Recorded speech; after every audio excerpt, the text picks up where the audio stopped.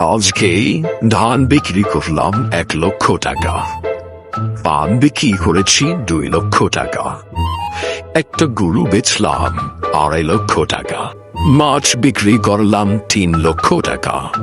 আহা, আমার এত টাকা, আমি এত টাকা রাখবো কোথায়? রাখার তো জায়গা নাই।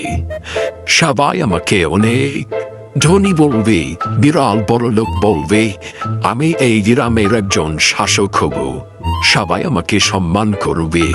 আহা, বাবা, তুমি কি করছো? তোমার কোনো খেয়ে দেয়ে কাজ নেই।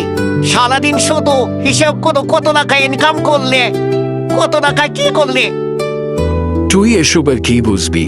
মাথা মোটা, সারাদিন শুধু খেয়ে দে ঘুরে বেড়াস, কাম নেই কাজ নেই।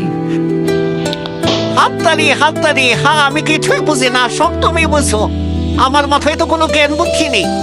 সারাদিন শুধু টাকার পিছনে পড়ে থাকো, কিপটে তুমি। হ্যাঁ হ্যাঁ, কিপটে আমি। তুমি আর এসবের কি বুঝবে? তোমাকে তো আর উপার্জন করতে হয় না, উপার্জন করতে হয় আমাকে, বুঝো নাই? হ্যাঁ, বুঝেছি, আমাকে বোঝাতে হবে না। সারাদিন শুধু টাকার হিসাব করবে, একটা টাকা খরচ করবে না। তোমার এগুলো টাকা খাওয়ার ভাগ্য হবে না, বলে গেলাম।